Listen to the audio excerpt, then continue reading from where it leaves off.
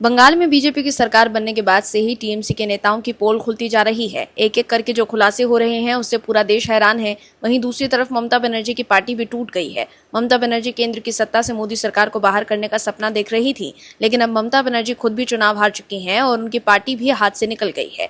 वहीं भतीजे अभिषेक बनर्जी के खिलाफ बंगाल पुलिस से लेकर ईडी सीआईडी की कार्यवाही जारी है, जिससे अभिषेक बनर्जी को जेल जाने का डर सता रहा है। इसलिए ही अभिषेक बनर्जी कोर्ट से राहत मांग रहे हैं।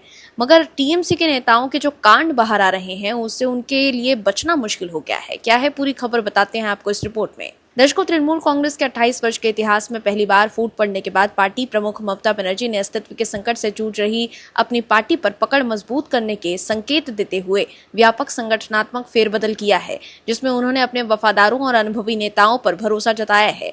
ममता बनर्जी के कालीघाट स्थित आवास पर पार्टी की राष्ट्रीय कार्यकारिणी की बैठक के बाद एक नई संगठनात्मक कमेटी की घोषणा की गई।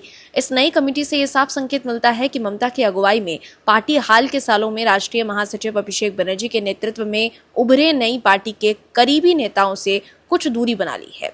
अभिषेक बनर्जी को हालांकि राष्ट्रीय महासचिव के पद पर बरकरार रखा गया है, मगर पार्टी ने उनकी सहायता के लिए राज्यसभा सदस्यों डेरेक ओब्रायन और डोला सेन को राष्ट्रीय संयुक्त सचिव नियुक्त किया है। टीएमसी नेतृत्व के पूरे पश्चिम बंगाल में पार्टी की सभी समितियों और अग्रिम मोर्चों को भंग किए जाने के 2 दिन बाद ये बदलाव किए गए। ये कदम पार्टी के विधायकों के एक बड़े समूह के विद्रोह के बाद उठाया गया है। वहीं नई राज्य कमेटी में ममता ने अपने पुराने नेताओं पर भरोसा जताया है, जबकि अभिषेक बनर्जी के करीबियों को बाहर रखकर और अभिषेक बनर्जी की मदद के लिए डेरेक ओब्रायन और डोला सेन को राष्ट्रीय संयुक्त सचिव नियुक्त कर ममता ने एक तरह से भतीजे अभिषेक पर अपने भरोसेमंद नेताओं के नजर रखने का काम किया है। वहीं अब पार्टी के नेता भी ममता को झटका दे रहे हैं। दरअसल सूत्रों की माने तो टीएमसी ने पूर्व क्रिकेटर सौरव गांगुली के जरिए यूसुफ पठान को मैसेज भिजवाया कि वो बहरामपुर से लोकसभा सीट से इस्तीफा दे दें ताकि उपचुनाव में ममता को वहां से सांसद बन सके, लेकिन यूसुफ पठान ने इस्तीफा देने से मना कर दिया। वहीं अब टीएमसी इंतजार में है कि बसीरहाट लोकसभा पर उपचुनाव में ममता बनर्जी को उम्मीदवार बनाया जाए। बसीरहाट से टीएमसी सांसद हाजी नुरुल की मृत्यु के बाद ये सीट खाली है। वहीं बंगाल में विधानसभा स्तर पर बड़े राजनीतिक संकट का सामना कर रही टीएमसी अब संसद में भी संभावित टूट की अटकलों से घिर गई है।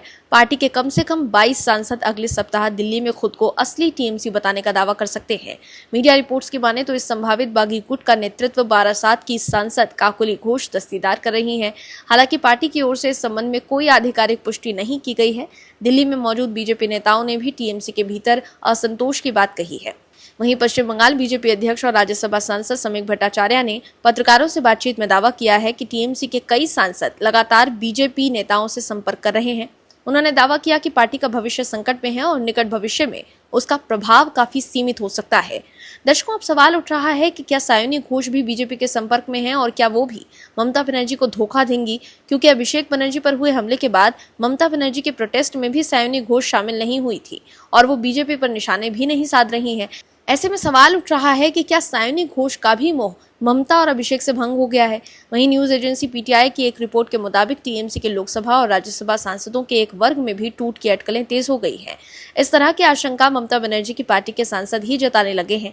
टीएमसी के दिग्गज राज्यसभा एमपी सुखेंदु शेखर रॉय ने चेतावनी दी है कि पार्टी के सांसद भी इसी तरह का कदम उठा सकते हैं।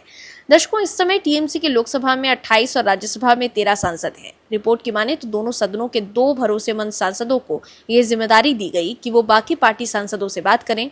वहीं पश्चिम बंगाल में स्पेशल टास्क फोर्स यानी एसटीएफ ने बड़ी कार्यवाही करते हुए अवैध हथियारों के नेटवर्क का भंडाफोड़ किया है। संदेश खाली और दक्षिण 24 परगना के कई इलाकों में चलाए गए अभियान के दौरान पुलिस ने 29 आग्नेयास्त्र और बड़ी मात्रा में कारतूस बरामद किए हैं। ये बरामदगी निलंबित टीएमसी नेता और पहले से गिरफ्तार शाहजहां शेख से जुड़े लोगों की गिरफ्तारी के बाद हुई है। एसटीएफ को यह सफलता शाहजहां शेख के 3 करीबी सहयोगियों लुत्फार मोल्ला, खोकोन मोल्ला और रमजान अली मोल्ला को गिरफ्तार करने के बाद मिली।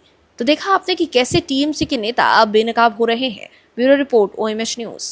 आप दर्शकों से विनम्र निवेदन है कि चैनल को सब्सक्राइब जरूर करें